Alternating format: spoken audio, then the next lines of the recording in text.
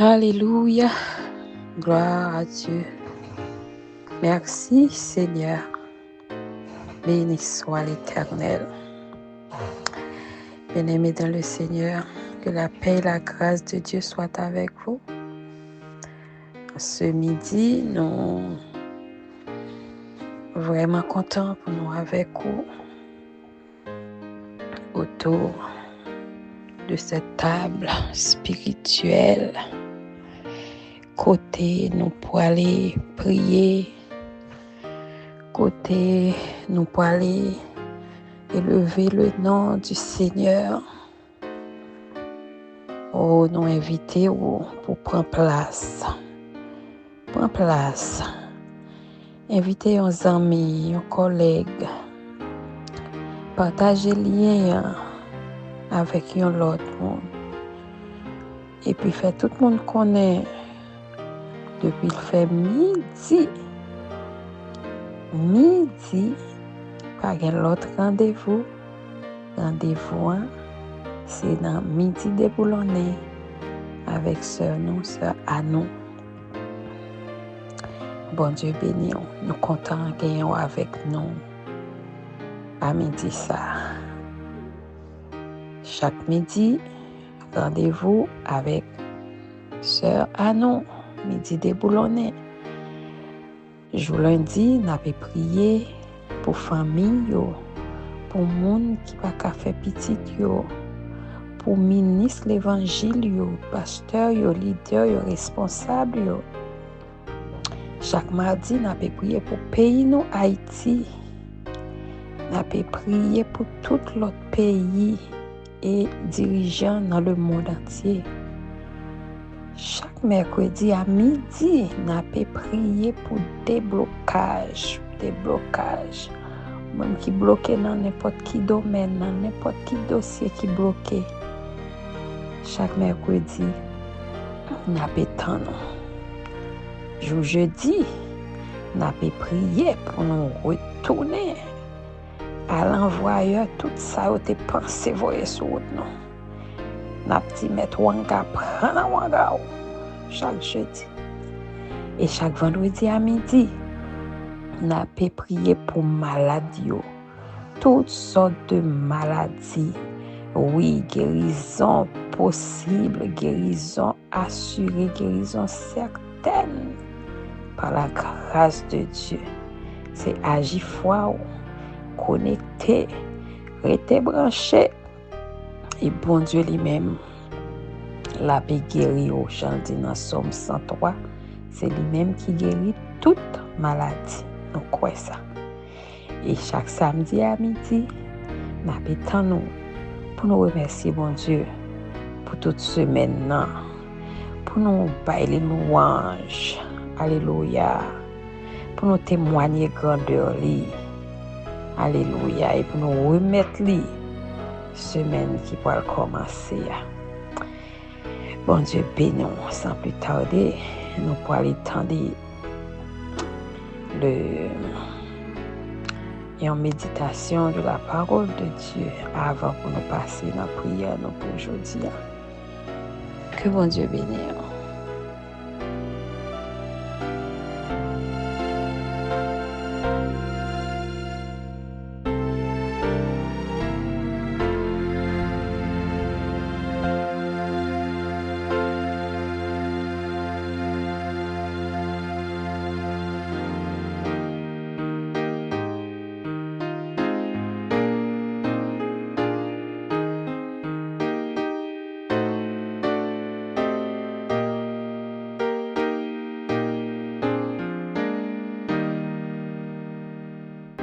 Chers frères et sœurs et amis dans le Seigneur, que la paix et la grâce de notre Seigneur Jésus-Christ vous soient multipliées. Je me présente. Mon nom est pasteur Gétude Théagène, pasteur de l'église La Communauté Nazaréenne de la Plaine, qui se situe du côté de Terrebonne. Nous disons merci à Dieu qui nous donne cette opportunité de pouvoir cet après-midi partager la parole de Dieu avec vous. Et nous remercions également sa servante, la sœur Anne, qui a fait choix de nous pour que nous puissions participer à cette émission, une émission où nous pouvons sentir la présence de Dieu. Et cette émission a pour thème cette semaine l'action de grâce à l'Éternel. Et le psaume qui nous a été donné, dont on va méditer, est le psaume 116, le verset 12, où il est dit « Comment rendrai-je à l'Éternel tous ses bienfaits envers moi ?» Je répète, « Comment rendrai-je à l'Éternel tous ses bienfaits envers moi ?» Alors, bien-aimés, nous savons que dans le psaume 116, beaucoup parlent que ce psaume a été écrit par David. Parce que David, dans l'Ancien Testament, le roi David, le fils d'Isaïe, donc il a écrit beaucoup de psaumes. Donc on sait que les psaumes, ce sont des chants exprimés par des prières, des paroles, n'est-ce pas, dont le psalmiste utilise pour glorifier, pour donner gloire à notre Dieu pour ce que Dieu a accompli dans sa vie. Donc David, nous savons combien que c'est un homme qui a su, n'est-ce pas, comprendre la bonté, la magnificence, la compassion de Dieu envers lui. Et nous comprenons pourquoi que beaucoup disent que c'est David qui a écrit ce psaume quand il dit « Comment rendrai-je à l'Éternel tous ses bienfaits envers moi ?» Parce que nous savons que David, dès son jeune âge, la vie n'avait pas été facile pour David. D'ailleurs, dans le psaume 51, c'est lui-même qui a écrit ce psaume. Il dit que « Ma mère m'a conçu dans le péché ». Et on voit que dans l'histoire de la vie de David, alors quand on regarde au niveau de sa famille, David était peu considéré par son père. D'ailleurs, lorsque était venu le moment pour Samuel d'aller choisir un roi et Dieu avait demandé à Samuel de se rendre à la maison d'Isaïe, de pouvoir choisir un roi. Alors Samuel lui-même, en tant que prophète de Dieu, quand il est arrivé, voyant les fils que Isaïe lui avait présentés, avait vu en Éliab le futur roi d'Israël. Et cependant, et même le père de David avait oublié David en cet instant présent. Donc, c'est lorsque tous les fils d'Isaïe se sont présentés devant Samuel et Dieu n'avait rien dit à propos de ses fils. Et justement, Samuel a dû demander au père de David, n'y a-t-il pas un autre? Parce que Dieu ne m'a rien dit par rapport à tes fils qui se sont défilés devant moi. Et c'est à ce moment que Isaïe eut à dire à Samuel, il y a un petit qui est dans qui est dans le jardin, dans les boisés. Donc, il est un berger. Donc, on peut comprendre que David n'avait même pas de scolarité et qui, de surcroît, gardait des moutons. Donc, on voit que David était peu considéré au sein de sa famille parce que, imaginez-vous, le père avait même oublié de faire en sorte que David puisse faire partie de ses fils qui devaient défiler devant, n'est-ce pas, le prophète Samuel afin de voir si c'était celui qui était choisi pour devenir le futur roi en Israël. Donc, et vous allez comprendre pourquoi que quand David est en train de regarder ce que Dieu a accompli dans sa vie de berger à devenir roi, n'est-ce pas, de faire en sorte qu'il est devenu un grand guerrier. Et quand David constate tous les bienfaits de Dieu envers lui, donc David ne peut s'empêcher de dire, mais comment rendrai-je à l'Éternel tous ses bienfaits envers moi? Lorsque les gens ne voyaient pas en moi, même les gens faisant partie de ma famille ne me voyaient pas comme quelqu'un qui avait de l'avenir, mais Dieu voyait en moi, Dieu avait constaté que je pouvais devenir quelqu'un de grand et il m'a fait devenir quelqu'un de grand. Et donc David, n'est-ce pas, et ne pouvait pas s'empêcher d'imaginer, mais comment que je peux dire merci à ce Dieu qui a été tellement bon envers moi. Et je peux le comprendre, bien-aimé, parce que fort souvent, vous savez, quand nous traversons des moments difficiles, quand la vie n'est pas facile envers nous et que nous n'avons pas d'issue. Mais sachant que Dieu lui-même est notre Dieu, le Dieu sur qui nous comptons, et lorsque ce Dieu-là agit puissamment envers nous, lorsque Dieu ouvre les portes qui nous sont fermées, bien-aimés, on peut comprendre comment qu'on est heureux, comment qu'on a envie de dire merci à Dieu. Parce que quand on parle d'action de grâce, l'action de grâce, c'est lorsqu'on pose une action. On pose une action de reconnaissance envers Dieu, n'est-ce pas, qui a accompli quelque chose d'extraordinaire dans notre vie. Donc, quand quelqu'un offre une action de grâce à l'Éternel, donc cette personne-là agit de telle sorte pour faire comprendre à Dieu, mais Seigneur, combien que je te suis reconnaissant pour ce que tu as fait pour moi. Seigneur, combien que je n'ai pas de langage pour te dire merci. Je peux comprendre aussi l'auteur qui eut à chanter « L'aime songer côté m'teye, moins levé même en lait », n'est-ce pas, pour me dire bon Dieu merci, moins levé même en lait pour me glorifier le nom du Seigneur, parce que côté m'teye, le Seigneur allait l'y prendre, l'y racheter moi, et l'y fait de moi-même, n'est-ce pas, quelqu'un d'extraordinaire, l'y fait de moi-même, yon moun que ça yon pas de pensée qui t'a jamais, mais qui vini moun ça. Donc bien aimé, donc je peux comprendre pourquoi que, n'est-ce pas, David se posa cette question: comment rendrai-je à l'Éternel tous ses bienfaits envers moi? Cet après-midi, bien-aimé, pour tout ce que Dieu a accompli dans votre vie, nous ne devons pas être ingrats envers Dieu. Comment pouvez-vous, n'est-ce pas, rendre hommage à Dieu pour tous ses bienfaits envers vous?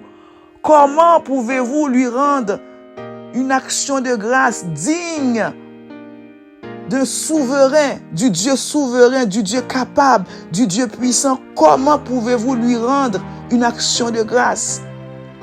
Et moi, je pourrais vous dire, la façon que vous pouvez rendre action de grâce à l'Éternel, c'est de lui donner votre vie, c'est de consacrer votre vie à Dieu. Parce que, vous savez, lorsque nous lisons dans Matthieu 22, verset 37, il est dit, il y a 2 commandements que Jésus nous demande d'observer. Et quand ces 2 commandements-là sont observés, c'est comme si les 10 commandements qui nous a été donnés, n'est-ce pas, se résumaient en ces 2 commandements. Le premier, tu aimeras le Seigneur ton Dieu de tout ton cœur, de toute ton âme et de toute ta pensée. Bien-aimés, pour ce que le Seigneur a accompli dans notre vie, bien-aimés, nous devons, c'est une obligation en guise d'action de grâce à l'Éternel, de l'aimer de tout notre cœur, de toute notre âme et de toute notre pensée. Quand nous aimons Dieu de tout notre cœur, quand nous l'aimons de toute notre âme, de toute notre pensée, notre vie lui est dédiée. Notre vie lui est consacrée. Et on ne va pas faire ce que Dieu ne nous demande pas de faire. Pourquoi? Parce que notre vie lui est consacrée. Donc, on agit, n'est-ce pas, selon ses dires, selon ses commandements. Et le deuxième commandement que Dieu nous demande d'observer, tu aimeras ton prochain comme toi-même. Donc, aimer Dieu, c'est aimer son prochain. C'est aimer ceux qui nous entourent. C'est de supporter les gens qui nous entourent. Quand nous connaissons Dieu, quand nous savons ce que Dieu a accompli dans notre vie, il est de notre devoir, n'est-ce pas, de faire comprendre aux autres que nous servons un Dieu qui est puissant, un Dieu qui est capable. Donc, les 10 commandements, bien-aimés, se résument, n'est-ce pas, en ces 2 commandements. Puisque nous aimons Dieu, donc nous devons observer ce qu'il nous demande d'observer. C'est une façon, bien-aimé, que nous avons de lui rendre action de grâce. Action de grâce pour tout ce qu'il a accompli dans notre vie. Bien-aimé, David était reconnaissant à l'endroit de Dieu. Parce que Dieu a fait d'énormes choses dans sa vie. de berger, il est devenu roi. Souvent, il était dans les boisés à veiller sur des moutons. Dieu a fait en sorte qu'il avait maintenant une maison de cèdre, n'est-ce pas? Une maison extraordinaire. Dieu a pris soin de David. Dieu l'a élevé. Il était un vaillant guerrier. Dieu a fait en sorte qu'à la vue de tous, David, n'est-ce pas, était son serviteur. Donc, bien-aimés, sachez que cet après-midi, vous êtes aussi les enfants de Dieu. Si vous êtes encore en vie, si vous respirez encore, en dépit des vicissitudes de la vie, sachez que Dieu vous aime et qu'il a des plans de bonheur pour vous et non de malheur. Donc, dans votre vie, regardez ce que le Seigneur a accompli pour vous et offrez-lui donc une action de grâce qui a de la valeur. Et la première des choses que vous pouvez offrir à Dieu comme action de grâce est votre vie. Consacrez votre vie à Dieu. Et c'est de cette façon-là que vous allez pouvoir rendre une action de grâce de valeur à notre Dieu pour tout ce qu'il a accompli dans votre vie. Comment rendrai-je à l'Éternel tous ses bienfaits envers moi? Donc, bien-aimés, offrez donc votre vie, consacrez votre vie à Dieu et à Dieu seul. Soyez bénis.